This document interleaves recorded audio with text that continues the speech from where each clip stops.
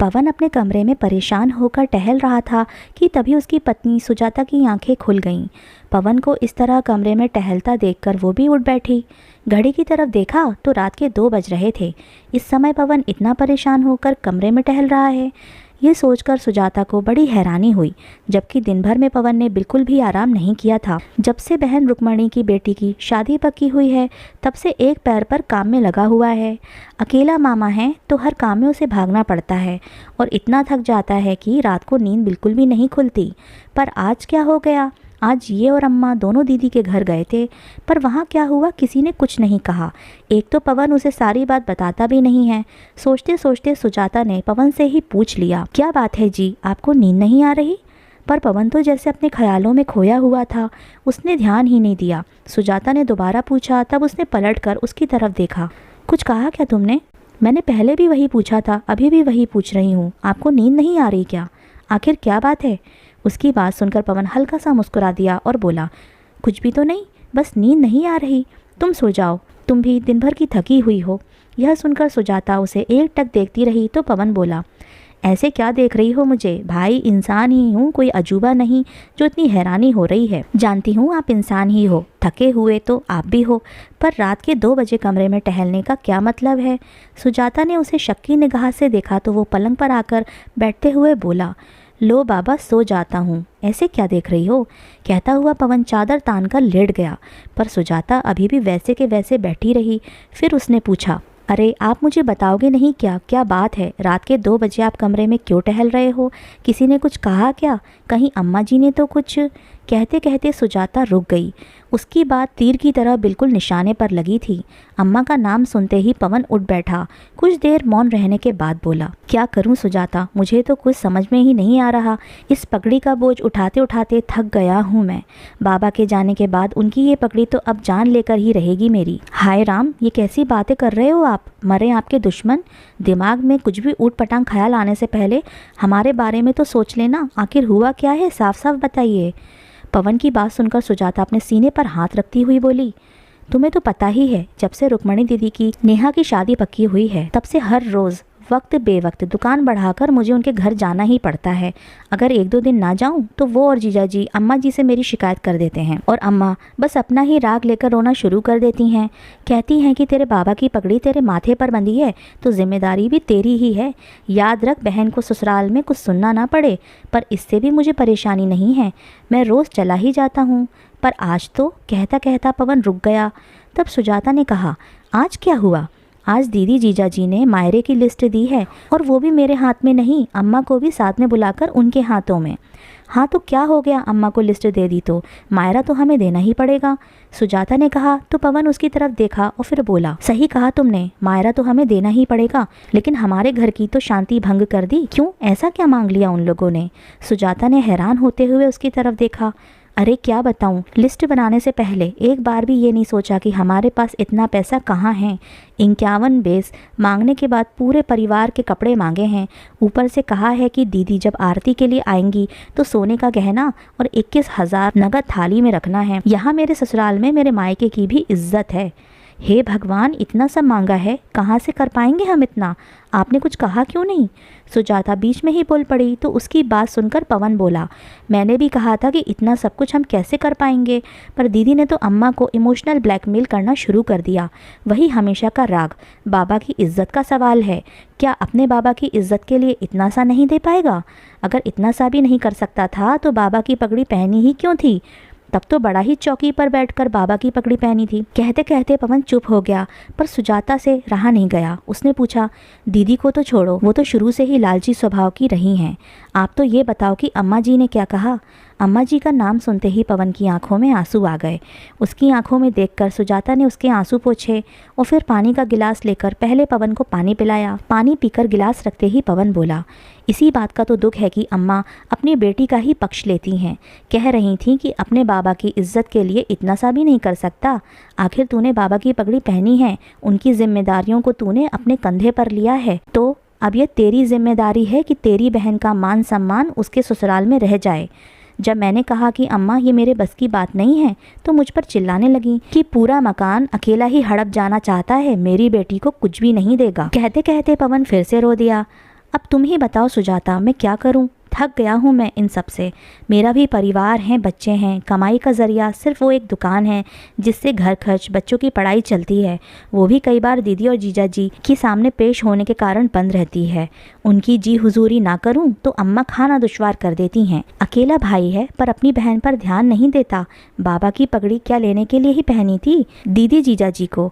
हर तीज त्योहार पर अम्मा एक से बढ़कर एक सामान देती हैं, पर क्या अम्मा को नहीं दिखता कि उनका बेटा हर त्योहार के दिन पुराने कपड़े ही पहनता है? मेरी चप्पल तक कई बार घिसी हुई होती है। आखिरी बार अपने परिवार के साथ मैं कहाँ घूमने गया था, मुझे तो ये भी याद नहीं है। मेरे लिए तो कोई नहीं सोचता। बेटा हूँ तो क्या जिम्मेदारियों का बोझ तले दबकर जान दे दूँ? कभी बेटों के बारे में तो कोई नहीं सोचता। थक गया हूँ मैं इन सब से। लेकिन इस बार सुजाता ने पवन को रोने से नहीं रोका। आखिर जब मन का मवाद निकल गया तो पवन शांतिपूर्वक सो गया, पर सुजाता के आंखों से नींद कोसों दूर थी। आखिर अपने पति को अपने सामने रोता देखकर भला किस पत्नी को अच्छा लगेगा?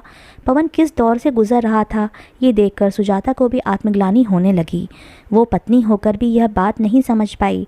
अपनी तरफ से पवन पूरी कोशिश कर रहा था, मेहनत भी खूब करता था, हालांकि इतना कमा लेता था कि परिवार की ज़रूरतों को पूरा कर पाए, पर ये आए दिन के ऊपर के खर्चे उसे तोड़कर रख देते थे। आखिर मध्यम वर्ग की भी तो एक सीमा होती है। अम्मा बस जिद करके बैठ जाती थीं कि मेरी बेटी के ससुराल यह जाएगा तो यह जाएगा ही।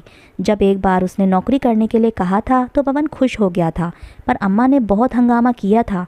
आखिर 2 दिन तक घर में हंगामा होता देखकर पवन ने सुजाता को ही नौकरी करने से मना कर दिया था, पर आज पवन की हालत उससे देखी नहीं जा रही थी। आखिर पवन के पीछे ही तो वह इस घर में है। अगर पवन को ही कुछ हो गया तो? अगर वो ही उसका साथ नहीं दे पाई तो भला किसका साथ देगी? उसने ठान लिया कि अब वो अम्मा से बात करके ही रहेगी। दूसरे दिन सुजाता उठी और अपने घर के काम फटाफट निपटाने लगी। आज तो उसने नाश्ते के साथ ही दोपहर का खाना भी तैयार कर दिया। अभी सब नाश्ता कर ही रहे थे कि इतने में सुजाता तैयार होकर आ गई। उसे देखकर अम्मा जी बोलीं, बहू तुमने बताया नहीं कि कहीं जा रही हो? सुजाता ने अम्मा की तरफ देखकर कहा, हाँ अम्मा जी, पास वाली सुशीला भाभी के घर जा रही हूँ। उन्होंने उस दिन भी कहा था कि उन्हें एक्सपोर्ट के सामान को पैक करने के लिए महिलाओं की ज़रूरत है। मैंने सुबह ही उनसे बात की तो उन्होंने मुझे आने के लिए हाँ कर दी। बस वहीं जा रही हूँ। दोपहर का खाना तैयार कर दिया है, आप अपने आप लेकर खा लेना। बच्चे जब स्कूल से आएंगे तो अपने आप लेकर खा लेंगे। मैं शाम को 5 बजे तक वापस आ जाऊंगी। उसकी बात सुनते ही पवन का हाथ जहाँ था वहीं रुक गया। वहीं अम्मा गुस्से से उसकी तरफ देखने लगी। किससे पूछ के तूने ये निर्णय लिया है? इसमें पूछना क्या है अम्मा जी, अभी घर की ज़रूरत है, नौकरी तो करनी ही पड़ेगी, सुजाता ने सपाट शब्दों में कहा। उसकी बात सुनकर अम्मा ने पवन की तरफ देखकर कहा, ये क्या बोल रही है? तू कुछ कहता क्यों नहीं? तुझे पता है ना कि मुझे बहू का घर से बाहर जाकर कमाना अच्छा नहीं लगता, और फिर यह चली जाएगी तो घर का काम कौन करेगा? मुझसे तो इस उम्र में नहीं होता ये सब। लेकिन इस बार पवन ने कहा, पर मुझे कोई परेशानी नहीं है अम्मा। अगर सुजाता बाहर जाकर 2 पैसे कमाना चाहती है तो कमा लेने दो। कम से कम मुझे 2 पैसे का सहारा तो लगेगा ही। और रही बात घर के काम की तो हम दोनों मिलजुल कर कर लेंगे। कहकर पवन ने अपना नाश्ता ख़त्म किया और दुकान के लिए रवाना हो गया। वही सुजाता अपना बैग लेकर बाहर आई तो अम्मा उससे बोली, खबरदार घर के बाहर कदम रखा तो। अभी तो मैं जिंदा बैठी हूँ, मेरी इजाज़त के बगैर घर के बाहर भी नहीं जाएगी तू। क्यों नहीं जाऊंगी अम्मा? घर के खर्च बढ़ रहे हैं, दुकान तो पूरे टाइम खुलती नहीं है, क्योंकि दीदी जीजा जी के लिए इनको अपनी दुकान बंद करके वहाँ जाना पड़ता है। अगर नहीं गए तो आप खुद इनका खाना दुश्वार कर देती हैं। ऊपर से अब ये मायरे का नया तमाशा शुरू कर दिया है। अरे मायरा देने में हमें कोई परेशानी नहीं है, पर कम से कम क्षमता के अनुसार तो मांगो। सुजाता ने पलट कर कहा तो अम्मा चिढ़ गईं। अच्छा, तो तुझे भी मेरी बेटी दामाद दिख रहे हैं? वो दोनों तो तुम लोगों को सुहाते ही नहीं हैं। अरे अपने बाबा की पगड़ी अपने सिर पर बंधवाई थी पवन ने, तो जिम्मेदारी भी उसी की होगी ना। और ऐसा क्या मांग लिया मेरी बेटी ने? भूल मत, मकान पर मेरी बेटी का बराबर का हक है। वो तो तुम फटाफट डकारने को तैयार हो जाओगे, और मायरा देने में दोनों को रोना आ रहा है। अम्मा की बात सुनकर सुजाता हैरान रह गई। अब उससे अपना गुस्सा कंट्रोल नहीं हुआ। अम्मा, बेटी के प्यार में आपको बेटा नज़र नहीं आ रहा? बेटे का भी अपना पूरा परिवार है, उसकी अपने परिवार के लिए भी जिम्मेदारियां हैं। उसकी आर्थिक स्थिति इतनी अच्छी नहीं है कि वे ये सब कर पाएं। आपको खुद भी ये सब बातें अच्छे से पता हैं, फिर भी बेटे को ही दबाए जा रहे हो। अगर आपको ये लगता है कि हम ये मकान डकार जाएंगे तो आप अपने ही हाथों से इसे अपनी बेटी के नाम कर दीजिए, पर भगवान के लिए हमें खुश रहने दीजिए। आपको शायद आपकी बेटी संभाल ले, लेकिन मेरे और मेरे बच्चों के लिए तो मेरा पति ही है। सुजाता की बात सुनकर अम्मा थोड़ा ढीला पड़ते हुए बोली, अरे बेटा, ये सब नहीं करेगा तो लोग बातें बनाएंगे। अम्मा की बात सुनकर सुजाता बोली, आपको लोगों की चिंता है अम्मा, अपने बेटे की नहीं। कल रात आपका बेटा रो दिया, उसकी हालत क्या होगी इसका अंदाज़ा आप लगाइए। अगर कल को आपके बेटे को कुछ हो गया तो आपके ये लोग नहीं आएंगे हमें संभालने के लिए। बाबा की पगड़ी पहनाकर अपने जिम्मेदारियों की बोझ तले दबा दिया है उसको। भगवान के लिए उसे भी थोड़ी सांस लेने दो। बेटा पैसा कमाने की ही मशीन नहीं है। सुजाता अम्मा के सामने हाथ जोड़ते हुए बोली और वहाँ से चली गई। अम्मा को तो अक्सर बेटी दामाद की बातों में आकर लगता था कि मकान के चक्कर में ही बेटे बहू सेवा कर रहे हैं, पर आज तो बहू ने भी मकान बेटी के नाम करने के लिए कह दिया। आखिर अम्मा को एहसास हो गया कि उनकी बेबुनियाद की जिद उनके बेटे पर भारी पड़ रही है। आखिर अम्मा ने बेटी को फ़ोन करके कह दिया कि मायरा उनकी क्षमता के अनुसार ही दिया जाएगा, न कि बेटी के ससुराल वालों की मांग के अनुसार। आखिर उन्हें भी अपना घर देखना है। तो दोस्तों, कैसी लगी आपको ये कहानी, हमें कमेंट करके ज़रूर बताइएगा। और यदि हमारी कहानियाँ आपको पसंद आती हैं तो हमारे चैनल को सब्सक्राइब और शेयर ज़रूर कीजिएगा।